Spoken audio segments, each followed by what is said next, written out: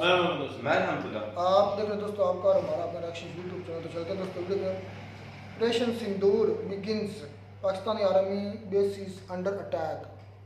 तो जी अंकित साहब की वीडियो देखते हैं, वीडियो इस पर बात करते हैं। नमस्कार साथियों, स्वागत है आप सभी का अंकित इंस्पायर्स इंडिया पर। मैं हूं अंकित अवस्थी। साथियों, 22 अप्रैल 2025 भारतीय माताओं बहनों का सिंदूर आतंकियों ने पहुंचा था। आज उसी सिंदूर का संदेश सुदूर में पहुंचा दिया गया है। जी हां साथियों, भारतीय सेना ने पाकिस्तान को सिंदूर की कीमत बता दी है।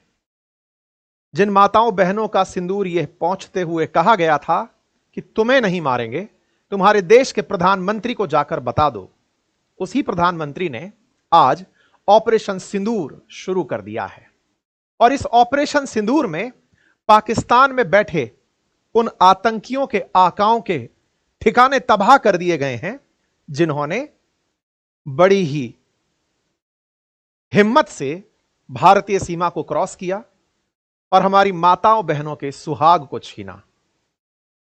साथियों, आज का दिन भारत के लिए बेहद खास है और इस बेहद खास की सूचना मैं कल रात को भी अपने एक सेशन में दे चुका था। कल के दिन ही मॉक ड्रिल है और कल के दिन ही हमारे फाइटर जेट्स हवा में होंगे और उस हवा में हो रही ड्रिल के लिए नोटम जारी कर दिया गया है। इसलिए एक कयास और लग रहा है कि हमें कल मैंने अपने सेशन में कल ही श्री गणेश ना कर दिया जाए, बुद्ध शुद्ध ना कर दिया जाए। कल ही मैंने शाम को अपने सेशन में अंकित इंस्पायर इंडिया पर आपसे कहा था कि कल ही यानी कि आज के लिए कि बुद्ध है और बुद्ध को शुद्ध ना कर दिया जाए, बुद्ध के दिन ही भारत मॉक ड्रिल और नोटम के माध्यम से पाकिस्तान पर स्ट्राइक ना कर दे। यह रात को मैंने सूचना दी और मेरी इस सूचना के बाद ही आप में से बहुत सारे साथी मुझे यह मैसेज करने रात को ही पहुंच गए थे कि सर आपका भविष्यवाणी सही निकला। साथियों, यह मेरी भविष्यवाणी नहीं थी। मैंने आपसे पहले भी कहा था, मैं आप लोगों को किए वादे के अनुसार ही कश्मीर गया था। हमारे जो भी लोग सोर्सेज जिन्हें आप लोग कहते हैं, जो सेना में हैं, प्रशासन में हैं, उनसे हमें यह जानकारियां थी कि कब क्या हो रहा है, हमें यह जानकारियां थी कि किस तरह से चीजें चल रही हैं। लेकिन जिस तरह से इन्फ्लुएंसर्स को, मीडिया को सरकार के द्वारा बांधा गया था कि आप एक हद से ज्यादा चीजें नहीं बोलेंगे, इसीलिए मैंने आपको रविवार के दिन ही एक सेशन करा दिया था कि यदि युद्ध हुआ तो क्या करें क्या ना करें। उसके अगले दिन भारत सरकार ने ऑफिशियली एक डेटा निकाला और यह कहा कि हम मॉक ड्रिल कराने जा रहे हैं। मैं मॉक ड्रिल की सूचना आपको रविवार को दे चुका था, सरकार ने सोमवार की शाम को आपको दी। मैं मंगलवार के दिन आपको बता चुका था कि बुध के दिन क्या हो सकता है। बुधवार के दिन वो स्ट्राइक हो गई। मैं इस बात का दम्भ नहीं भर रहा कि मेरे पास अंदर की सूचनाएं आ जाती हैं। बस विश्वास रखिए कि अगर आपके अंदर राष्ट्रभक्ति है तो आपकी टेलीपैथी कहिए, आपकी रिसर्च कहिए, आपके संपर्क कहिए, वो सही जगह तक पहुंच जाते हैं। और आप सभी लोगों का प्यार और विश्वास है कि आज भारतीय सेना इतना बड़ा काम करने में कामयाब हो गई है। लोग इस बात पर मीम बना रहे हैं कि देख रहा है विनोद, मॉक ड्रिल के कहकर के इन्होंने तो एयर स्ट्राइक कर दी। 22 अप्रैल के दिन आतंकियों ने कश्मीर में जो हरकत की थी उसका बदला हमने 7 मई के दिन ले लिया है।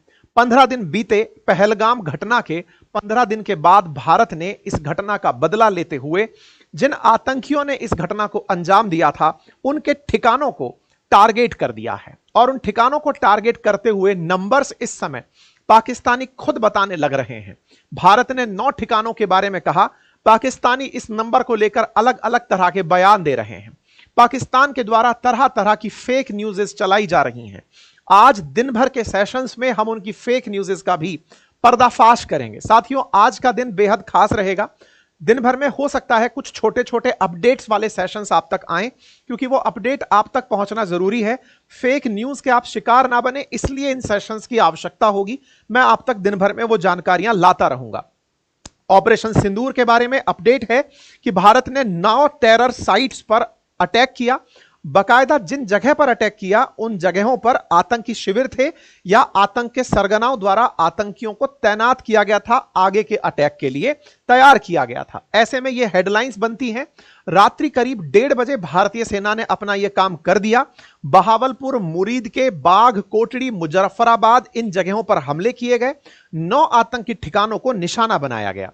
शुरुआत में खबर आई कि 30 लोग मारे जा चुके हैं। हमने कल ही आपको कह दिया था कि जब एयर में नोटम रहेगा अगले 2 दिन, तो ऐसे में क्या क्या होगा। आज दिन भर में जब आप लोगों को मॉक ड्रिल की ट्रेनिंग दी जाए, मैंने कल भी अपने इस सेशन में कहा था, आप बहुत इसे गंभीरता से लीजिएगा। मैं फिर आपसे रिक्वेस्ट कर रहा हूं कि आप जब आज को आपको मॉक ड्रिल कराई जाए, वो पूरा टाइम साइकिल पकड़ के चलिएगा। दिन में जब जब सायरन बजे आप उसे रियल ड्रिल मानिएगा, क्योंकि पाकिस्तान इस घटना के बाद रिटेलिएट करेगा। उसके रिटेलिएशन से ही सायरन की कनेक्टिविटी जोड़िएगा। यह मानकर चलिएगा कि उसका रिटेलिएशन भी हमने कैलकुलेट किया हुआ है कि वो कहां कहां रिटेलिएट कर सकता है, कहां कहां बदले की कार्रवाई करने के प्रयास कर सकता है। तो मॉक ड्रिल को मजाक में ना लें, उसे आप रियल वॉर सिचुएशन मानकर बिहेव करिएगा। यह मेरी आप सबसे रिक्वेस्ट रहेगी और आप सभी के लिए इस संदेश को बहुत गंभीरता से मैं लेकर आया हूं। आप इसे पूरी तरह से मानकर चलें।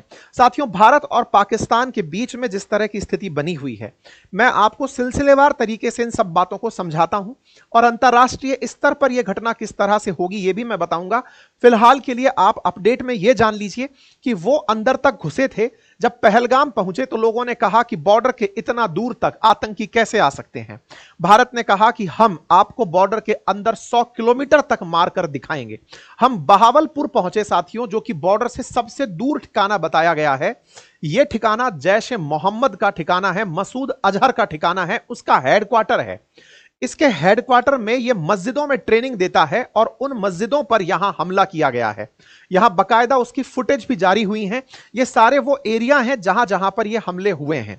इन एरियाज का जो डिस्टेंस है वो बॉर्डर से आप देख सकते हैं। सबसे दूर बहावलपुर, जो कि जैश ए मोहम्मद का हेडक्वार्टर है, हेडक्वार्टर ऑफ जैश ए मोहम्मद, मौलाना मसूद अजहर, जिसने भारत में मुंबई हमले कराए, संसद पर हमले करवाए, पुलवामा हमले करवाए, उसके हेडक्वार्टर को ही आज निशाना बनाया गया है।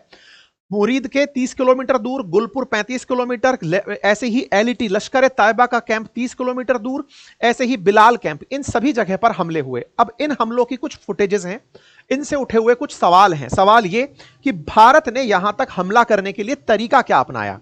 भारत का पक्ष जानिए। भारत ने मिसाइल से हमले किए हैं। भारत ने जो इतने सारी मिसाइल बनाई हुई हैं, जो कि इंटरकॉन्टिनेंटल तक की हमारे पास है। हमारे पास ब्रह्मोस जैसी मिसाइल है जिसका प्रिसीजन इतना है कि वो 1 मीटर से हिल मतलब अधिकतम वो 1 मीटर अपने लक्ष्य से भटक सकती है। ऐसी मिसाइल्स भारत के पास है और भारत पहले भी इस तरह के ट्रायल करता रहा है।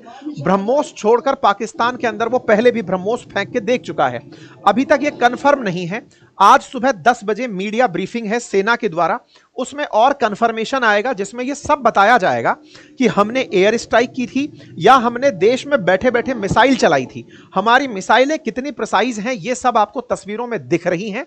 पाकिस्तान का क्लेम है कि भारतीय सेना ने, भारतीय एयरफोर्स ने खुद की सीमा में रहते हुए हम पर मिसाइल दागी। यह पाकिस्तान का क्लेम है।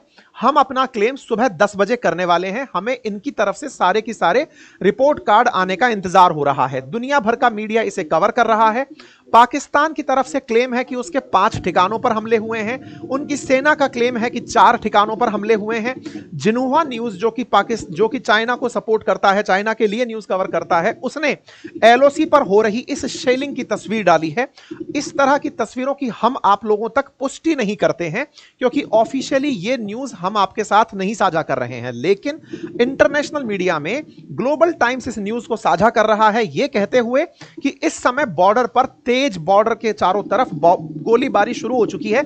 आप यहां पर इन तस्वीरों से जिस फायर को आप देख रहे हैं उसका अंदाजा आप लगा सकते हैं कि किस इस इंटेंसिटी के साथ इस समय सारी चीजें चल रही हैं। यह तस्वीर है बहावलपुर की, जिस मदरसे पर हमला हुआ, जो कि जैश ए मोहम्मद का ट्रेनिंग कैंप था, मसूद अजहर का ट्रेनिंग कैंप था। हमले के बाद यहां से निकलकर बाहर निकलते हुए आपको यहां से कैंप में रहने वाले, शिविर के अंदर ट्रेन होने वाले लोगों को बाहर आते हुए देख सकते हैं। इसी पर यहां से एक पाकिस्तानी रिपोर्ट कर रहा है और वो सवाल उठा रहा है पाकिस्तानी सेना पर, पाकिस्तानी सर्विसेज पर, एडमिनिस्ट्रेशन पर कि हम पर हमला हुआ और हमें किसी ने बचाया नहीं। यानी कि यह तो कंफर्म हो चुका है कि भारत का अटैक कितना सटीक था और किस तरह से बहावलपुर में जाकर यह अटैक हुआ। नंबर दूसरी बात, यह लाहौर का एयरपोर्ट है। लाहौर एयरपोर्ट के बाहर इमरजेंसी लगा दी गई है। एयरपोर्ट के अंदर किसी भी प्रकार का ट्रैफिक का आना जाना बंद कर दिया गया है। फ्लाइट्स पूरी तरह बंद कर दी गई हैं। पाकिस्तान का एयर स्पेस पूरी तरह से बंद है। अब वहां कोई भी फ्लाइट संचालित नहीं होगी। अंतरराष्ट्रीय मीडिया में इन खबरों को बकायदा दिखाया जा रहा है कि पाकिस्तान एडमिनिस्ट्रेड कश्मीर, जैसे पाकिस्तान ऑक्यूपाइड कश्मीर भारत में कहते हैं, दुनिया वाले एडमिनिस्ट्रेड कहते हैं और पाकिस्तान वाले खुद इसे आजाद कश्मीर कहते हैं। उन तस्वीरों को दिखाकर कहा जा रहा है कि देखिए किस तरह से यह हमला हुआ, किस तरह की क्षति यहां पर हुई है। कई इस तरह की तस्वीरें बयान कर रही हैं कि भारत ने कुछ ऐसे बम गिराए हैं जो बड़े ही ग्लाइड की तरह फटने वाले, मतलब ग्लाइड की तरह उड़ने वाले और टारगेट पर जाकर ब्लास्ट होने वाले बम थे। समटाइम्स ऐसे बमों को हम लोग इजरायली बम क्रिएट मानते हैं कि हम लोग ऐसे बम यूज करते हैं जो लेजर से जाकर दिशा ढूंढते हैं, अंदर घुसने के बाद ब्लास्ट होते हैं। वैसे ही यहां पर जो ये छत टूटी दिख रही थी, इससे अंदाजा लग रहा है कि बॉम्ब पहले अंदर घुसा और फिर जाकर फटा। ऐसे में यहां पर मुजफ्फराबाद से इंडियन स्ट्राइक की तस्वीरें पूरी तरह से सोशल मीडिया पर और इंटरनेशनल मीडिया पर वायरल हैं कि भारत के इस हमले ने किस तरह से आतंकियों के इन ट्रेनिंग कैंप्स को निशाना बनाया है। यहां से आप अंदाजा लगा सकते हैं ये वो मिसाइल का तरीका है। असल मायने में ये जो मिसाइल हम यूज करते हैं, इन मिसाइलों की खासियत ये है कि ये पहले जगह बनाकर एंट्री करती हैं, मतलब ये जाकर सीधा ब्लास्ट नहीं होती हैं, पहले जाकर के वहां पर एंट्री करती हैं और फिर अंदर जाके ब्लास्ट होती हैं। जिस जगह टारगेट को हिट करना है वहां जाकर के ये मिसाइलें फटती हैं। ठीक है, तो ऐसे में ये जब घटना घटी, इस आज सुबह यानी बुधवार के दिन ये घटना घटी थी, और जब ये घटना घटी उसके तुरंत बाद ही भारतीय सेना का स्टेटमेंट आता है, जस्टिस इज सर्व्ड, जय हिंद, ऑपरेशन सिंदूर। साथियों यकीन मानो जैसे ही ये मैसेज देखा, हर भारतीय का रोम रोम पुलकित हो उठा, गर्व से सीना चौड़ा हो उठा। हर भारतीय को यह महसूस होने लगा कि जिस सेना के लिए हम इतना फक्र करते हैं, वो अगर कुछ प्लान करती है तो वो एग्जीक्यूट करती है। सेना को कहा गया था कि आप खुद डिसाइड करिए कि हमला कहां करना है, कब करना है, तो हमारी सेना ने खुद डिसाइड किया हमला कहां करना है, कब करना है, किस तरह इसे ऑपरेट करना है। इस खबर ने हर भारतीय को आज व्हाट्सएप स्टेटस लगाने का साहस दिया है कि हम जस्टिस डिलीवर कर रहे हैं। साथियों ये बदलता भारत है, और इस बदलते भारत की सबसे बड़ी खूबसूरती यह है कि आतंकियों ने हमला किया, आतंकियों को टारगेट किया। प्रधानमंत्री ने साफ कहा था कि आतंकियों की जो बची कुची जमीन है अब हम उसे भी नहीं छोड़ेंगे। मतलब यह था कि आतंकी जहां जहां अपने लॉन्च पैड या ठिकाने बनाकर सोचते हैं कि वो पाकिस्तान के भीतर 100 किलोमीटर तक हैं तो सुरक्षित हैं, वो अपनी इस गलतफहमी से बाहर आ जाएं, वो इस गलतफहमी से कतई दूर रहें कि भारत उन्हें कहीं तक भी नहीं छोड़ने वाला है। इसके साथ साथ हमारे और इंडियन आर्मी ने ही इस स्टेटमेंट को शेयर करने से पहले एक बहुत ही गजब का वीडियो शेयर किया था। उस वीडियो के अंदर यह साफ संदेश था कि आप कहीं भी छुपे हो, हमारी ये मशीनें आपको ढूंढ लेंगी। ये भारत की सेना का जो जज्बा है आज समस्त भारतीयों में जोश के साथ निकल रहा है। साथियों ये सत्य है कि इस घटना के बाद रिटेलिएशंस भी होंगे। आप में से बहुत सारे लोग ये बात कहेंगे कि सर इसका प्रतिकार भी होगा, पाकिस्तान भी इसका बदला लेगा। लो, बदला लेना है जिसको लेना है। हम अब इस स्थिति में हैं कि अब हम और नहीं सहेंगे। हम क्यों नहीं सहेंगे? क्योंकि हमने नहीं कहा था कि आप हमारे देश में घुसकर हमारे देश के अंदर इस तरह का आतंक फैलाओ। पाकिस्तानियों ने 26 पर्यटकों की जान ले ली थी, आतंकियों ने हत्या कर दी थी। साथियों इनमें से 25 भारतीय थे और एक नेपाली सिटीजन था। यह हमारी आज ऑफिशियल प्रेस रिलीज में यह जानकारी आई है। इस ऑफिशियल प्रेस रिलीज में भारत ने अपना रुख एकदम साफ रखा है और साफ रखते हुए कहा है कि हमारे पर्यटकों को आतंकियों ने मारा, यह दुनिया को हमने बताया। हमने भी बदले की कार्रवाई में आतंकियों को मारा, हम ये दुनिया को बता रहे हैं। अर्थात भारत ने अपनी इस कार्रवाई को स्पष्ट कहा है कि हमने ना तो किसी सिविलियन को टारगेट किया है, ना ही पाकिस्तान की सेना को टारगेट किया है, और ना ही पाकिस्तान के आर्थिक रूप से महत्वपूर्ण जो भी केंद्र हैं उनको टारगेट किया है। अर्थात भारत का टारगेट इन तीनों में से कहीं नहीं था। आतंक से हमारी लड़ाई थी, आतंकियों के बेस कैंप को हमने उड़ा दिया है। अर्थात अब इसको आप ऐसे समझिए, भारत ने आतंकियों का बेस कैंप उड़ाया है, यह जस्टिफाइड है, क्योंकि दुनिया में हमने सबको यही कहा है कि हम ये अनप्रोवोक्ड स्टेटमेंट कर रहे हैं। हमारा जो उद्देश्य है वो एक दुनिया को यह बताने का है कि हमारा प्रयास किसी भी प्रकार से किसी भी देश के नागरिक को मारने का नहीं था। हमारा उद्देश्य था आतंकियों को मिटाने का, और जब हम आतंकियों को मिटाने की बात करते हैं तो ऐसे में भारतीय सेना ने यही किया। अब इसके बाद क्या होगा मैं आपको वो बताता हूं। देखो पाकिस्तान के साथ मुसीबत क्या फंस गई कि पाकिस्तान उन्हें आतंकी मानता नहीं है, क्योंकि वो हर जगह आजकल एक नया कार्ड खेल रहा है, और वो क्या है कि हम तो खुद आतंक के विक्टिम हैं। मजेदार क्या हुआ कि कुछ दिन पहले इनके यहां के डेप्यूटी प्राइम मिनिस्टर ने, इशाक डार ने, स्काई न्यूज को एक इंटरव्यू दिया और उस इंटरव्यू में उसने खुद यह स्वीकार कर लिया कि पाकिस्तान खुद आतंक को पनाह दिया करता था, अमेरिका उसे पैसा देता था इसलिए हम पनाह देते थे। तो पाकिस्तान के दिन खराब इस तरह चल रहे हैं कि वो स्वीकार कर चुका है अंतरराष्ट्रीय स्तर पर कि वो आतंक को शरण दिया करता था। आतंक की शरण की एक खबर बनी। अब दिक्कत क्या है कि उसको ये डिफेंड करने में दिक्कत आ रही है कि जो लोग मरे हैं वो कौन हैं। अब मरे हैं, अच्छा पुलवामा के समय जब हमने स्ट्राइक किया था, एयर स्ट्राइक किया था, तब वो दुनिया की मीडिया को ये ले जाने दिखाने पहुंचा था कि देखो यहां कुछ भी नहीं हुआ है, इंडिया ने जहां गोले दागे वहां कोई नहीं रहता था। पाकिस्तान ने अपने आप को इस तरह दिखाया। आज वो क्या टैक्टिक अपनाएगा जो आने वाले समय में आपको होती हुई दिखेंगी, दिन भर की खबरें जब आप देखेंगे। आज का मैं आपको पहले ही अपडेट दे रहा हूं कि आगे क्या होने वाला है, पूरी स्थितियों को समझते चलिएगा। सबसे पहले भारत का एयर स्ट्राइक होना, भारत का मिसाइल स्ट्राइक होना, यह होता है जिन ठिकानों पर होता है उन ठिकानों को पाकिस्तान कहेगा कि ये आतंकी ठिकाने नहीं थे। वो कहेगा ये रिहायशी इलाके थे, मदरसे थे जहां पर लोग पढ़ते थे, शिक्षा ग्रहण करते थे। आपको याद हो मौलाना मसूद अजहर हो, जैश ए मोहम्मद चीफ हो, या फिर हाफिज सईद हो, लश्कर ए तौयबा और जैश ए मोहम्मद, ये दोनों आतंकियों को मदरसों में ही ट्रेनिंग देते हैं। इनके जो ट्रेनिंग कैंप हैं ये मदरसों के नाम पर ही चलते हैं, ये धार्मिक शिक्षा के नाम पर ही उन्हें बरगलाने का काम करते हैं। धर्म के प्रति जो बहुत ज्यादा ओतप्रोत हो जाता है उसको फिर ये और सोचते हैं कि इसके अंदर अब कट्टरपंथ को किस तरह भरें, इसको बेहतर हूरों का सपना कैसे दिखाएं, और फिर उन्हें वो फियादीनी बना देते हैं कि जाइए और आत्मघाती हमला करके बदला लेकर आइए। ये जो पूरा काम यहां पर होता है ऑपरेशन का, हमने उसे टारगेट किया। तो पाकिस्तान आने वाले टाइम पर क्या करेगा, लोगों को दिखाने लेकर जाएगा, मीडिया को, अंतरराष्ट्रीय मीडिया को दिखाने लेकर जाएगा कि देखो यहां पर सिविलियंस मरे हैं। अच्छा, वो ये क्लेम नहीं करेगा कि कितने सिविलियन मरे हैं, लेकिन वो सिविलियंस मरे हैं ये दिखाने लेकर जाएगा। उनमें से दिखाएगा कि देखो यहां महिलाएं भी मरी हैं, बच्चे भी मरे हैं, और भारत ने सिविलियंस को टारगेट किया है। सिविलियन को टारगेट करना एक्ट ऑफ वॉर कंसीडर किया जाएगा। पाकिस्तान इसे यह कहेगा कि भारत भले ही कह रहा हो कि मैंने आतंकी ठिकानों को टारगेट किया है, लेकिन इन्होंने वॉर को इनिशिएट किया है।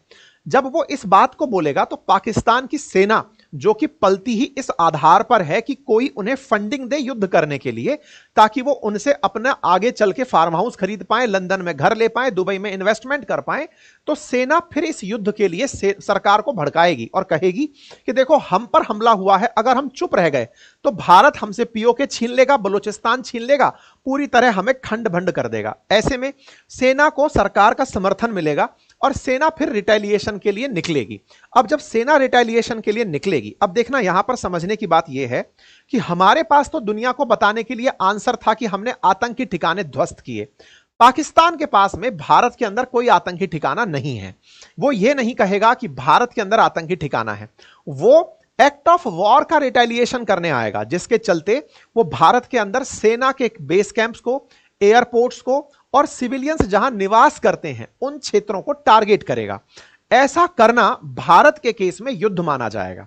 मतलब भारत फिर इसे युद्ध कहेगा। भारत का कहना है आतंकी थे, हमने आतंकियों को जवाब दे दिया, तुम्हें इस मामले पर कुछ नहीं कहना चाहिए था।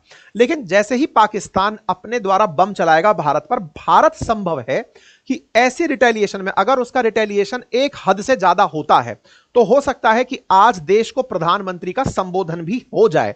मैं इस बारे में आप लोगों को अभी केवल इंपॉर्टेंस, मतलब ये कयास हैं जो आने वाले समय में मिल सकते हैं, और उसमें अनाउंसमेंट ये हो सकता है कि पाकिस्तान ने हम पर युद्ध थोपा है, हमने तो आतंक को रिप्लाई दिया था। लेकिन पूरी तरह से वर्ल्ड इस बात को यही रोकने पर टिका रहेगा। वो चाहेगा कि पाकिस्तान बस क्रॉस बॉर्डर पर जिस तरह से गोलीबारी कर रहा है वो करके इस खेल को शांत रखे। अदरवाइज भारत ने स्टेज 2 भी ऑलरेडी प्लान किया हुआ है। हमारा जो प्लान 1 था ये तो बहुत पहले ही एग्जीक्यूट हो चुका था, सोचा जा चुका था कि हम आतंकी ठिकाने मिटाएंगे। इसके बाद जो दूसरा स्टेज 2 है, यानी जिसके अंदर हम स्टेप 2 अब करने जा रहे हैं, वो क्या होगा, जैसे ही उनके द्वारा हम पर गोलियां चलाई जाएंगी और हमारे यहां सिविलियन कैजुअलिटी होती है, उसके बाद भारतीय सेना को फिर ओपन हैंड दिया जाएगा कि अब हम पर हमला हो चुका है, जाओ और बदले की कार्रवाई करो। और उस बदले की कार्रवाई में अरब सागर में खड़ी भारतीय नौसेना, बॉर्डर पर खड़ी हुई बीएसएफ और इंडियन आर्मी, और ऊपर चेनाब के पास खड़ा हुआ पानी जो कि हमने कुछ दिन पहले रोक लिया था, उसको बहुत तेजी से ओपन किया जाएगा। और साथ में बलोचिस्तान से कल ही सूचनाएं आ चुकी थी कि 7 पाकिस्तानी सैनिकों की जान जा चुकी है। बलोच लिबरेशन फ्रंट ने भी अपनी तरफ से काम कर दिया है। तालिबान से हम समर्थन ले चुके हैं, तालिबान के तहरीके तालिबान का समर्थन है, और ऐसे में वहां पर इंटरनल ब्लास्ट होने लगेगा, पूरी तरह से कियोस क्रिएट होगा। तो पाकिस्तान में कियोस क्रिएट करने के लिए हम ऑलरेडी प्लान 2 एग्जीक्यूट करने की स्थिति में बैठे हैं। इंतजार अब दिन भर इस बात का है, क्योंकि कल रात को पूरी तरह से प्रधानमंत्री ने इस स्ट्राइक का लाइव कवरेज देखा है, मतलब इस स्ट्राइक को पूरी तरह से मॉनिटर किया है और इंतजार किया है कि अब वो लोग क्या करने वाले हैं। सुबह 10 बजे इसीलिए सेना के द्वारा मीडिया ब्रीफिंग रखी गई है। सेना बताएगी कि हमने क्या क्या किया। तो मैंने आपको सारी की सारी चीजें स्टेज वाइज स्टेज बता दी हैं। इसी बीच में अगर पाकिस्तान का रिटेलिएशन होता है सारे प्लस माइनस जोड़ने के बाद, उस दौर में भारत के अंदर युद्ध वो चलेगा, मॉक ड्रिल चलेगी। मैंने इसीलिए आपसे कल भी कहा था कि मॉक ड्रिल को सीरियसली लीजिएगा। मॉक ड्रिल अपने आप में आप लोगों को यह अभ्यस्त कराने के लिए होगी कि अगर ये परिस्थितियां बनती हैं तो आप किस तरह से उन सब चीजों से बचें। ठीक है, मैंने आपके सामने ये सारी बातें कल ही रख दी थी। कुछ लोगों ने फिर ये कहा कि आपकी भविष्यवाणी थी जो पहले ही हो चुकी थी। मैं आप लोगों को हर दिन, अगर आप ऑब्जर्व करेंगे तो मैं एक दिन पहले सारी चीजें बताता जा रहा हूं, आप नोटिस करते जाइए तो आप इस बात को रिलेट करते चले जाएंगे। खैर, फिलहाल के लिए मिनिस्ट्री ऑफ डिफेंस की तरफ से यह ट्वीट आता है, हमारे द्वारा एम्बेसी ऑफ इंडिया जो यूएस के अंदर है वहां से भी यूएस को संबोधित कर दिया जाता है, यूएस को बता दिया जाता है। भारत पूरे वर्ल्ड को एक चीज बहुत अच्छे से बताने में कामयाब हुआ है कि हमने आतंकियों पर कार्रवाई की है। हमने ये बात सबको स्पष्ट कर दी है अपनी तरफ से, और वर्ल्ड इस बात को लेकर अलाइन है कि भारत की यह कार्रवाई आतंकियों पर कार्रवाई है। हम सेना पर और सिविलियंस पर कार्रवाई नहीं किए हैं, अर्थात हम वॉर को इनिशिएट नहीं कर रहे हैं। लेकिन अगर आप उन्हें अपना मानते हैं कि आतंकी मेरे सिविलियंस हैं, तो आइए हम स्टेज 2 के लिए तैयार हैं। यह हमने अमेरिका को अपनी तरफ से सूचित कर दिया था कि हम क्या कर रहे हैं। इसके बाद भारत के सभी मंत्रियों का, बड़े बड़े कैबिनेट स्तर के जो अधिकारी मंत्री हैं, उन सबका अपने स्थान पर बयान आ गया। धर्मो रक्षति रक्षता, जय हिंद, ये सब आप देख सकते हैं, भारत मां की जय, है ना। तमाम हमारे नेता और मुखिया जितने भी हैं उन सबका अपने अपने स्थानों पर बयान आ गया। और यह बात साफ हो गई कि दुनिया को, जयशंकर साहब पूरे वर्ल्ड को पहले भी यह बात कह चुके थे कि हमें नसीहत नहीं चाहिए, हमें अगर देना है तो फिर आप अपनी इस बात पर सहमति दें। World must show zero tolerance for terrorism. India का स्टैंड एकदम साफ है और हमने पूरे दुनिया को बता दिया है। हमने यह भी स्पष्ट कर दिया है कि हम पर उरी हमला हुआ था तो हमने 11 दिन में सर्जिकल स्ट्राइक की थी, पुलवामा हमला हुआ 12 दिन में एयर स्ट्राइक की, पहलगाम हमला हुआ तो 15 दिन के अंदर हमने मिसाइल स्ट्राइक की।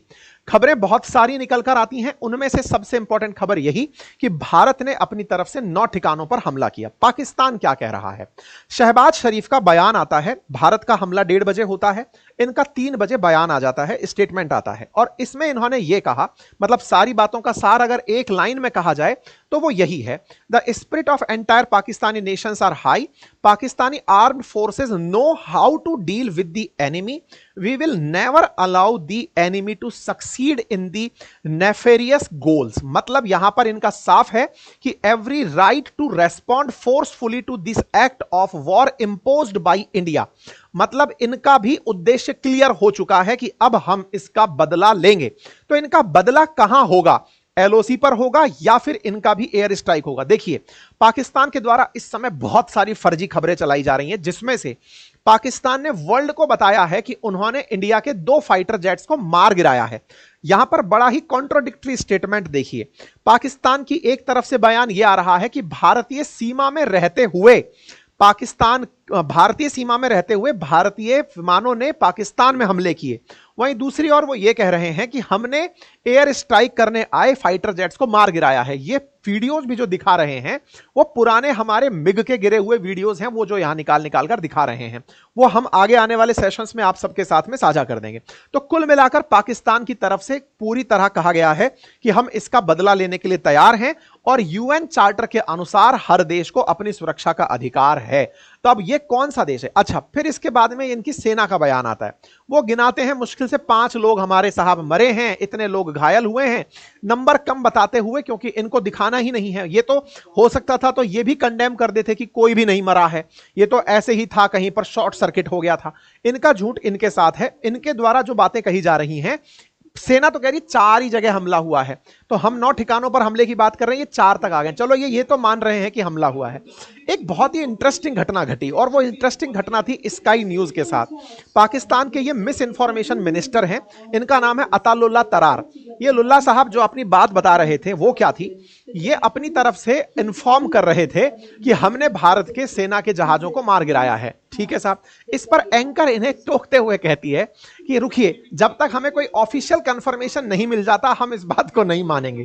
इंटरेस्टिंग है कि इनके यहां का आईटी मिनिस्टर बोल रहा है, और उस आईटी मिनिस्टर को ही वर्ल्ड मीडिया ये कहकर चुप करा रहा है, चुप होइए, पहले हमें कोई ऑफिशियल इंफॉर्मेशन मिलने दीजिए। लोग इस बात का मजाक बना रहे हैं कि मीडिया भी इनके जो मंत्री हैं उन तक को भी ऑफिशियल नहीं मानती है कि इनके बयान को भी ऑफिशियल माना जाए। ये इंटरव्यू बहुत इंटरेस्टिंग था।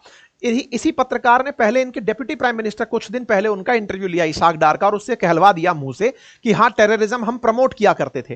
फिर इससे इसने सवाल पूछा कि यार देखो, आप तो बोलो ही मत, ओसामा बिन लादेन आपके यहां मिलता है, आपके यहां पर आतंकियों को पनाह देने की बात खुद आपके परवेज मुशर्रफ स्वीकार करते हैं, आपके इसाक डार स्वीकार करते हैं, और आप कह रहे हैं कि हम ऐसा कुछ करते नहीं हैं। तो आपकी बातों में तो सच्चाई है ही नहीं। भारत ने आतंकियों के सफाई के लिए यह काम किया है तो यह बात मान लो ना। बस ये कहते हुए इनको इस तरह से डांट फटकार कर चुप करा दिया जाता है। यानी कि पूरी तरह से जो वर्ल्ड मीडिया है वो पाकिस्तान को एक्सपोज कर चुकी है। पाकिस्तान की खुद जो मीडिया है वो इस बात को चिल्ला चिल्ला कर कह रही है कि मौलाना मसूद अजहर का जो बहावलपुर के अंदर ठिकाना है, हेडक्वार्टर है लश्कर तौयबा का, सॉरी जैश ए मोहम्मद का, उसको पूरी तरह से बर्बाद कर दिया गया है। लेकिन सेना और मंत्री इसको बिल्कुल भी अपनी तरफ से नहीं कह रहे हैं। खैर, भारत ने स्पष्ट किया है कि हमने कोई सैन्य ठिकाना नहीं मारा है और लश्कर के 62 आतंकी और हैंडलर मारे जा चुके हैं। यह नंबर कंफर्मेशन हम अपने कयास से लगा रहे हैं, पाकिस्तान इन नंबर्स को कभी नहीं बोलेगा। कुछ मीडिया रिपोर्ट्स में यह नंबर 100 तक पहुंच चुका है। यह सत्य है कि जिस तरह का हमला हुआ है, जिस तरह वहां से निकलते हुए आप लोग देख रहे हैं, उनसे आप यह अंदाजा लगा सकते हैं कि बड़ी संख्या में वहां लोग थे। इसके बाद बॉर्डर एरियाज पर क्रॉस फायरिंग की न्यूज निकलकर एएनआई द्वारा रिपोर्ट की गई। रिपोर्ट यह भी है कि पाकिस्तान द्वारा जारी की गई शुरू की गई इस क्रॉस बॉर्डर फायरिंग के अंदर भारत के अंदर भी कुछ लोगों की कैजुअल्टी हुई है। सेना इस बारे में सुबह 10 बजे जब अपडेट देगी, मैं उस पर भी एक सेशन आप लोगों के लिए लेकर आऊंगा। पाकिस्तान की तरफ से इंटरनेशनल मीडिया को एक न्यूज दी गई है और वो ये है कि हमने 2 इंडियन जेट्स को मार गिराया है। और इस 2 इंडियन जेट्स को 14 मिनट पहले के अपडेट में स्काई न्यूज ने बात करके हुए बताया है कि हमने 2 इंडियन जेट्स को मार गिराया है। ग्लोबल टाइम्स भी इस तरह की बातें कह रहा है, यानी चाइनीज मीडिया इसको कवर कर रहा है कि इंडियन गवर्नमेंट ने पूरी तरह से एयर स्ट्राइक की। Terrorist training camp 9 identified terrorist training camps located in Pakistan controlled Kashmir. Indian prime minister Narendra Modi personally monitored the air strike. ये ग्लोबल टाइम्स लिख रहा है, according to Indian media reports Xinhua reported. तो इंडियन मीडिया की report को Xinhua ने report किया और ग्लोबल टाइम्स ने उसे हमारी तरह आप लोगों को बता दिया। इसी ने ग्लोबल टाइम्स ने जिन्हुआ की यह तस्वीर डाली जिसमें कि क्रॉस बॉर्डर शेलिंग हो रही है, जबरदस्त गोलीबारी की तस्वीरें दिख रही हैं। यहां पर ग्लोबल टाइम्स का खुद जो नंबर है वो है 8 लोग मारे गए, 35 इंजर्ड हुए हैं, ऐसा मानना है। ग्लोबल टाइम्स लिख रहा है कि भारत ने 6 लोकेशंस पर पाकिस्तान में अटैक किया है। मैं वही बता रहा हूं, इनको जो अपडेट दिया गया है वो आपके पास है, लेकिन कम से कम इस बार वो हरकत नहीं होगी कि हमारे ही देश के नेता निकलकर हमारी सेना से एविडेंस मांगे कि जरा सबूत दीजिए कि आप हमला करने गए थे। याद होगा कि जब भारत की पिछली बार एयर स्ट्राइक हुई थी तो हमारे कुछ नेता बाहर निकलकर आए थे, बुद्धिजीवी सो कॉल्ड, जो ये कहते हुए बाहर निकले थे कि सबूत दीजिए कि आप हमला करने गए थे। आज कम से कम वर्ल्ड सबूत दे रहा है, पाकिस्तान सबूत दे रहा है कि हां हमारे यहां हमला हुआ है। नंबर्स तो ये छुपाएंगे ही, लेकिन इनके यहां हमला हुआ है ये बात खुद स्वीकार करते हुए नंबर्स आपको अब वर्ल्ड मीडिया के आकर दिखाई दे रहे हैं। लोग इस बात को लेकर बड़े कयास लगाया करते थे कि भारत इतना अंदर घुसकर हमला कर पाएगा या नहीं। भारत ने साफ कर दिया कि हम 100 किलोमीटर तक तो बॉर्डर पे खड़े खड़े मार देते हैं। तो ये सारे के सारे नंबर्स आपके सामने हैं, पूरी तरह से ये नंबर्स निकल कर आ रहे हैं। इस बारे में ट्रंप से पूछा गया कि हां भैया ट्रंप, आपको अपडेट है कि कुछ ऐसा हुआ हुआ है। ट्रंप इस विषय पर बोलते हुए पाया गया, it's a shame we just heard about it as we are walking in the door of Oval. मैं जब यहां पर घुस रहा था, ऑफिस आ रहा था, उस समय मैंने सुना तो ये बड़ा शर्मिंदगी भरा है। हमको लगता है कि यहां पर लोग जो हैं वो अपने इतिहास से जूझ रहे हैं और ये फाइटिंग कर रहे हैं लंबे समय से। ऐसे में ये फाइटिंग कुछ ही समय में बंद हो जाएगी, क्योंकि इन लोगों के बीच में ये कई सालों से चला आ रहा है। तो ट्रंप का ये जो बयान है, इस बयान में एक बड़ा ही इंटरेस्टिंग घटना है। दो तरह से इस बयान का विश्लेषण किया जा सकता है। नंबर एक, कि ट्रंप ने जिस बात को शर्मिंदगी भरा बताया, वो भारत के अटैक को शर्मिंदगी भरा बताया, या फिर आतंकियों का मरना शर्मिंदगी भरा बताया, या फिर इस घटना का होना ही शर्मिंदगी भरा बताया। ये तो खैर आने वाला समय इनके बयानों की स्पष्टता देगा। फिलहाल के लिए इनके बयान के और मायने ये निकलते हैं कि ये इस बात को जानते थे कि भारत हमला करेगा, ये इस बात को भी जानते थे कि भारत आतंक से लंबे समय से पीड़ित रहा है। लेकिन इनके बयानों में एक लाइन और थी, और वो ये था कि ये तुरंत रुक जाएगा। I hope it ends very quickly. ये बात ऐसी क्यों बोल रहे हैं? क्योंकि इन्हें ये रिपोर्टिंग है कि भारत ने आतंकियों के ठिकानों पर हमला किया है और पाकिस्तान इसके रिटेलिएशन में 2-4 गोले चलाएगा, ये सब लोग शांत हो जाएंगे। ये बहुत ज्यादा भविष्यवेत्ता नहीं है। ये जानते हैं कि इस युद्ध को अगर ज्यादा बढ़ा दिया गया तो ये बैठे हुए अमेरिका में भी सुरक्षित नहीं रहेंगे। मैं ऐसा क्यों कह रहा हूं? क्योंकि दोनों ही न्यूक्लियर पावर्ड कंट्री हैं।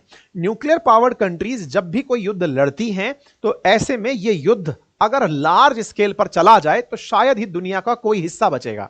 अगर भारत पाकिस्तान में बम गिराए और चाइना उसकी फ्लेम्स से बचा रह जाए, रेडिएशन से बचा रह जाए, ये कह नहीं सकते। इसी तरह से पाकिस्तान अगर भारत में गोला चलाए और पाकिस्तान की गोले से भारत के बाहर यानी कि चाइना तक उसका असर ना हो, आप कह नहीं सकते। इसका मतलब यह है पूरी दुनिया न्यूक्लियर वॉर के अंदर घिसट जाएगी। ऐसे में सब जानते हैं कि जब दो शक्तिशाली राष्ट्र कन्फ्रंट कर रहे हो, न्यूक्लियर शक्तिशाली, यहां पर पाकिस्तान को शक्तिशाली नहीं कहा जा रहा है, उसके हाथ में तो कटोरा हमने पहले ही पकड़ाया हुआ है कि कोई मानने को तैयार नहीं है, लेकिन न्यूक्लियर बम उसके पास भी है और भारत के पास भी। और ऐसे में इनके बीच का अगर युद्ध होता है तो पूरी दुनिया को पता है कि फिर यह युद्ध हमेशा के लिए खत्म करने वाला होगा। इसीलिए युद्ध जल्दी रुक जाएगा, इसका यह तर्क निकलता है।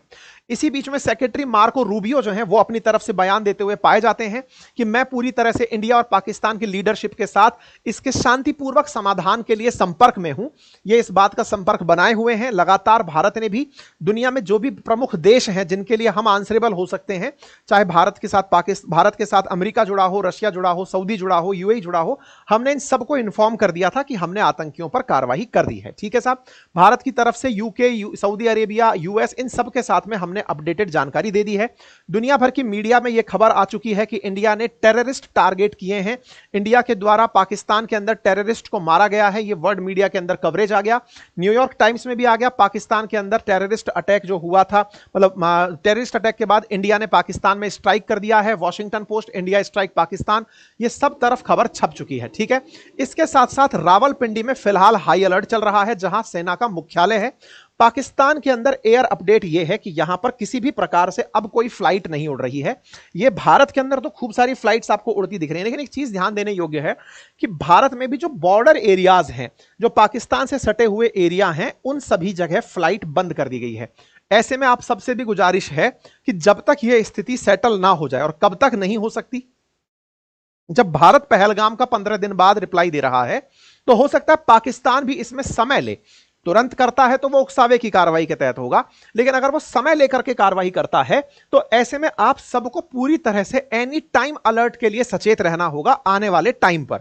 यह घटना चूंकि शुरू हो चुकी है, ऐसे में ये जो बॉर्डर एरियाज आपको दिखाई दे रहे हैं, जहां पर कोई भी फ्लाइट इस रडार पर उड़ती दिखाई नहीं दे रही है, आपको यह गंभीरता से लेना होगा कि अगर आप इधर कहीं भी रहते हैं तो अपनी फ्लाइट्स का स्टेटस अपडेट जानकर ही बाहर निकलें।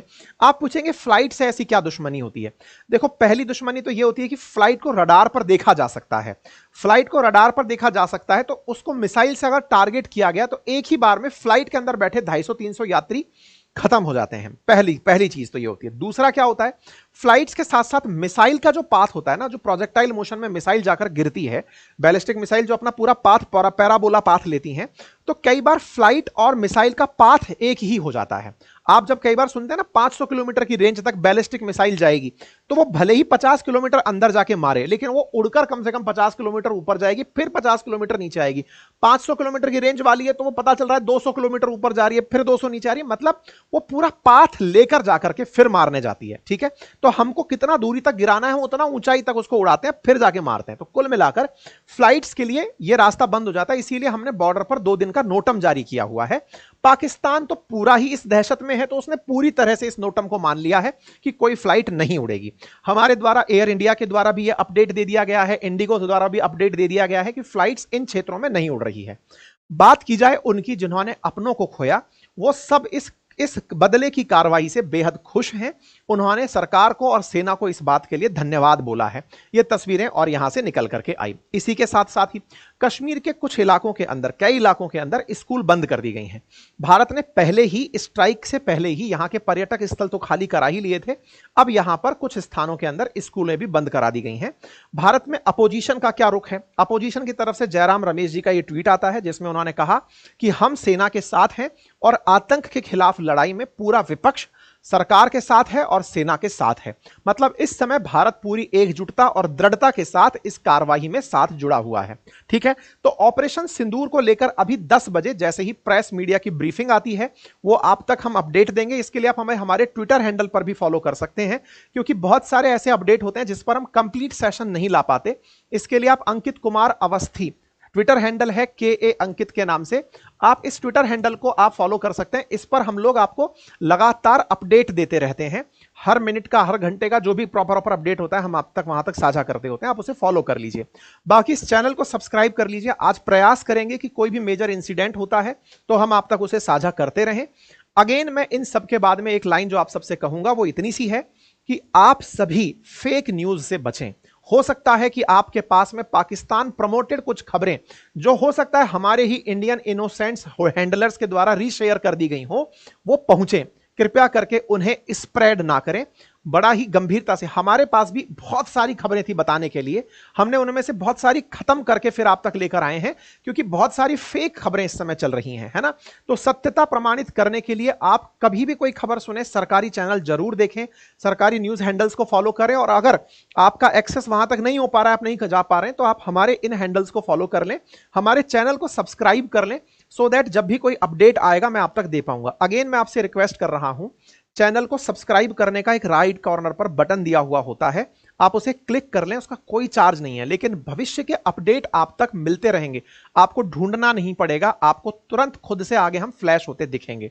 बाकी आप सबने जो मुझे अभी तक साहस दिया है कि मैं आप तक सही खबरें पूरी सत्य और निष्ठता के साथ लेकर आ सकूं, उसके लिए आप सभी का बहुत बहुत धन्यवाद। आप सबने मेरे काम को पहचाना, आप सबका ये मैसेज मेरे लिए कि सर आपने बहुत पहले ही ये सब बातें बता दी थी, आप ये सब रिकॉग्नाइज करते हैं, ये मेरे लिए बहुत मायने रखता है। अगेन आप सभी को दिल की असीम गहराइयों से बहुत सारा धन्यवाद। अपना प्यार और विश्वास यूं ही बनाए रखें, हम आपके लिए उतनी ही सत्यनिष्ठता के साथ मेहनत करके आपको सारे अपडेट देते रहेंगे। फिलहाल के लिए इतना ही, थैंक यू सो मच। और हाँ, यदि आप में से किसी साथी को हमारे साथ जुड़ करके पोर्टफोलियो बिल्डिंग और मैनेजमेंट कोर्स में एंट्री करनी है तो करें। हम एक फिर से वेबिनार प्लान कर रहे हैं आप लोगों के लिए, जहां पर आपसे जुड़ी हुई जो भी जानकारी, क्योंकि देश को ग्रोथ करते रहना है, हमें रुकना नहीं है। यह नहीं है कि युद्ध चल रहा है तो हमारी कंपनियां काम करना बंद कर देंगी, कि हम पढ़ाना बंद कर देंगे, आप पढ़ना बंद कर देंगे, नहीं, कुछ नहीं रुकना है। हमें इस तरह निकल कर आना है कि दुनिया यह देखते हुए विवश हो जाए कि यह युद्ध में भी इनका बाजार चढ़ क्यों रहा है। ठीक है, पूरी दृढ़ता के साथ निकलिए और बढ़िया से काम करते रहिए। बातें बाजार की एप्लीकेशन पर हमारा ये कोर्स उपलब्ध है, साथ ही साथ में हमारे स्टॉक मार्केट के कोर्सेज उपलब्ध हैं, आप जाकर के ज्वाइन कर सकते हैं। Thank you so much.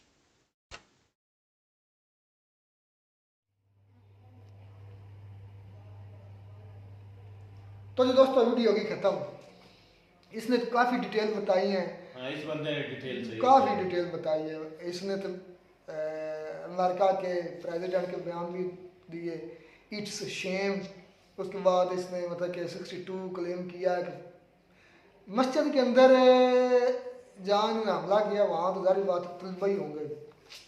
तो एक मैं इस वीडियो से करने से पहले हम एक वीडियो देख रहे थे, उसमें एक वीडियो भाई बता रहा था कि 200 से ज्यादा स्टूडेंट जो है ना मदरसा के मारे। अगर फॉर एग्जांपल ऐसा वाकई हकीकत हुआ ना तो फिर इंडिया की तबाही बहुत बड़े दाने पर पहुंचेगी। अगर वाकई में 200 मतलब 200 या स्टूडेंट देखें तो भाई बहुत ज्यादा- बड़ा मदरसा है, बकायदा हाँ। वीडियो में उन्होंने दिखाया तो है फिर कि काफी ये- बड़ा मदरसा है। तो फिर इंडिया की खैर नहीं है अब वाकई। क्या कर क्योंकि लोगे? ज़ाहिर बात भाई, नहीं, क्या कर लोगे इंडिया का? जो पाकिस्तान से हो सकता होगा उसमें तो वो करना ही है। जब इतनी बड़ी तादाद में जो स्टूडेंट शहीद होंगे, ना उनका इससे कोई लेन देन ना कुछ, तो बुज़दिलों की वो तरह बता रहे हैं कि मसूद अजहर का है। मसूद अजहर इंडिया का बाप है, उसको जो है उन्होंने मसूद यार मस्जिद अल्लाह की अल्लाह का घर है, सभी वहाँ पर नमाज पढ़ते हैं, तो वो मसूद अजहर उन्होंने लगाया हुआ है। तो क्या मस्जिद उसकी है? मतलब उसका क्या इससे मतलब कि वो मसूद अजहर का घर है? मस्जिद जब मानते हैं मस्जिद का मतलब नहीं है पता।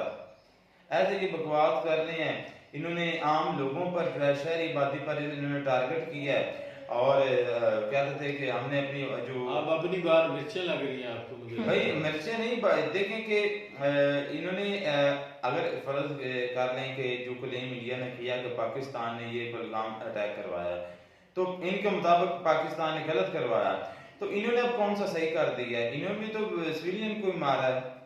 तो ये आर्मी पर अटैक करते, आर्मी पर करें तो फिर तो जो स्कूल आर्मी की चौकियों पर करते हैं, आर्मी की कांट पर करते हैं। हाँ, जो मर्जी करे आर्मी के साथ करे, अब सिविलियन का इसमें क्या लेन देन है? वो मसूद अजहर को पहले भी दहशतगर्दी मानते हैं मेरे ख्याल में। उस हिसाब से उस सिनेरियो में उन्होंने भाई- भाई वो बता रहा है वहाँ पे, मैंने एक भाई की वीडियो भी देखी है, पाकिस्तानी है, ये नहीं है कि इंडियन है, पाकिस्तानी भाई है, उसने वीडियो बनाई है, दूर से ही बनाई है मदरसे की। उसने कहा कि ये मसूद अजहर का जो कह लें कि मदरसा है उसने बनाया हुआ है, और वहाँ पे लोग जो बच्चे पढ़ते हैं, और रेंजर जो काफ़ी बाहर खड़ी हुई थी रोड पे।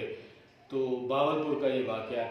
तो जाहिर सी बात है जब मसूद अजहर जो है उसको वो दहशतगर्द मानते हैं तो उसको ही हिट करेंगे ना, तो वो तो उनकी हिट लिस्ट में है, इस वजह से उन्होंने वहाँ पे हमला किया। ये 62 बता रहे थे, लेकिन हमने एक वीडियो देखी पाकिस्तानी की, वो क्या 200 सुपर 200-250 तक है। बच्चे मारे ये गए। वॉर बहुत बड़ी होने वाली है।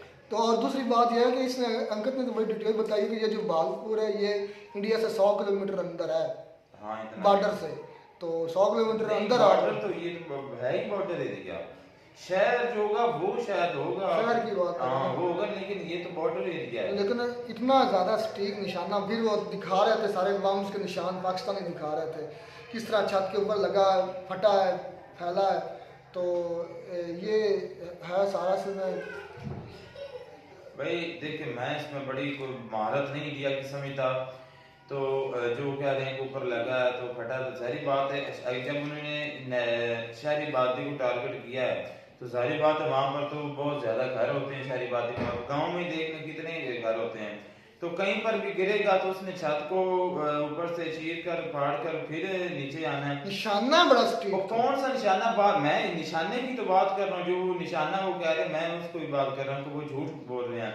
अब आप यहाँ से टारगेट करते हो हमारे फैसलाबाद सिटी एरिया है। अब सिटी एरिया में देख लें कि हजारों लाखों घर है वहाँ पर, तो आप वहाँ पर नहीं, वो गिराएंगे मदरसे पे लगा ना आकर, तो मदरसे पर लगा घर में किसी में तो नहीं लगा, मदरसे में लगा। मदरसे की हालत वीडियो खुद हमने देखी है तो भाई। भाग के बाद निकल रहे थे वो भी हमने भाग कर देखा। बाहर निकल रहे थे, और काफी कह रहे हैं कि वहाँ पे नुकसान वगैरह नहीं बहुत होगा वहाँ पर मस्जिद जो मदरसा। शहीद हमारे यहाँ कर कौन दी सा गई है। मदरसों की ये मस्जिद की कमी है? अल्हम्दुलिल्लाह बहुत ज्यादा मदरसे हैं, वो मस्जिदें भी बहुत ज्यादा नहीं, ये इंडिया ने तो इतराफ नहीं ना किया, ये तो हमारा पाकिस्तानी उसने वीडियो खुद बना दिखा के रहे खुद हैं। तो वो बताया कि अटैक- मसूद अजहर की कह रहे हैं कि उसका मदरसा है, और काफी तादाद में यहाँ पे स्टूडेंट्स जो है वो पढ़ते हैं, और काफी तादाद में जो है वहाँ पे जो स्टूडेंट्स हैं मदरसे के वो शहीद हुए हैं। हालांकि बताया जा रहा है कि थोड़े से, इतने ज़्यादा नहीं है, कोई थोड़े से ही तादाद जो है ना बता रहे, लेकिन उस भाई ने बताया कि बहुत ज़्यादा तादाद में शहीद हुए हैं लड़के। और जिस हिसाब से वो बता रहा है ना अंकित अवस्थी, उसने बताया कि भाई ये जो मज़ाइल मारे गए हैं, तो कुछ मज़ाइल वो कह रहे हैं कि ऐसे हैं जो जब ज़मीन में दाखिल होते हैं ना तो उस वक्त वो ज़्यादा जो है ना नुकसान करते हैं, उस वक्त वो ये इस तरह के हैं जिस तरह के यूएसए के है ना वो बंकर बस्टर बम जो है, इस तरह के। मैं हैरान इस पर हूँ कि इतनी ज़्यादा आबादी में से इतना उनका स्टीक निशाना कि उन्होंने सिर्फ मदरसे को हिट किया। ये बात एक्यूरेसी चेक करें उसकी। तो ये तो डायरेक्ट हमारे नेशन को भी हिट किया और हमारे रीजन को भी इन्होंने हिट किया, डबल अटैक किया। तो आप जो जो टेररिस्ट थे उन्होंने भी रिलीजन के हिसाब से अटैक किया था ना, उन्होंने हिंदुओं को मारा था। भाई ये कंफर्म नहीं है कि किसने किया था, कौन थे वो करने वाले। अगर इंडिया में इतना जो है वो पावर है या इतनी वो इनकी टेक्नोलॉजी इनकी एजेंसी है पावरफुल, तो वो पता करे ना वो किस कंट्री के थे। लेकिन या एक कहाँ बात के रहने मानता वाले है, थे। एक बात मानते हैं कि उन्होंने मसूद अजहर का मदरसा जो है ना उसको सिलेक्ट किया। और मस्जिदें भी काफ़ी हैं, जैसा आप कह रहे हैं कि भाई काफ़ी मदरसे हैं, काफ़ी मस्जिद हैं, क्योंकि और मदरसे को हिट कर सकते थे, लेकिन मसूद अजहर जो है उसके मदरसे को उन्होंने हिट किया। अब किसी तो इसमें आप उसकी एक्यूरेसी जो है चेक कर सकते हैं। टेररिस्ट तो नहीं बन जाता। अब कई लोग जो है वो जो मोदी को है उसको खुलेआम टेररिस्ट कहते हैं, तो उसको जब बिलावल भुट्टो था तो अब भाई ये मसूद अजहर फिर इंटरनेशनल लिहाज से है भाई ना, कहने से यूएन ने डिक्लेयर किया हुआ है। यूएन ने किया। हाँ जी। तो यार ये सारे करने वाले देखने के ज्यादातर जितने भी टेररिस्ट तो मैं तो नहीं उनको टेररिस्ट मानूंगा। आप क्या हाजी मानते हैं? हाँ मैं बिल्कुल हाजी मानता हूँ, मैं उनको मानता हूँ कि वो मुजाहिद है बिल्कुल है। क्योंकि जितने भी हैं मुसलमान है और इनको डिक्लेयर करने वाले कौन है, वो सारे काफिर गैर मुस्लिम हैं। वो सारे इनको डिक्लेयर किसने किया हुआ है मुसलमानों को जो है टेररिस्ट है। अब शाम में देख ले, लिबनान में देख ले, यमन में देख ले, सभी को उन्होंने डिक्लेयर किया हुआ है। जो भी मुसलमान अपने हक के लिए निकलता है वो जिहाद करता है। डिक्लेयर तो अमेरिका भी करता है। हाँ डिक्लेयर तो अमेरिका भी तो अमेरिका भी तो सबसे बड़ा दहशतगर्द तो अमेरिका पे। तो बिल्कुल वो तो है, उसको कोई नहीं बोलता कि दुनिया वो में दहशतगर्द है। साथ उसने डाला हुआ है ना। सबसे पहला जो जिसने न्यूक्लियर अटैक किया था तो वो सबसे बड़ा टेररिस्ट खुद कंट्री है जिसने पूरी दुनिया में हलचल मचाई हुई है।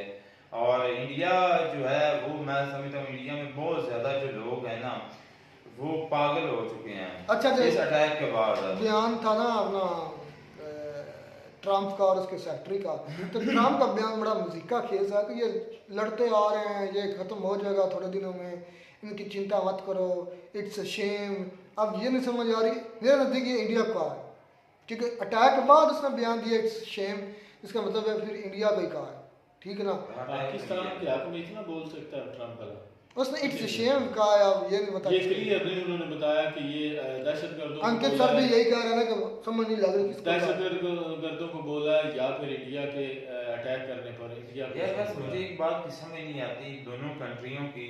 हमारे यहाँ भी ट्रम्प की बात को फॉलो करते हैं लोग, इंडिया में भी कर रहे हैं। अगर ना करते तो वीडियो में उसकी बात ट्रम्प की बात को एडमिट नहीं करना था।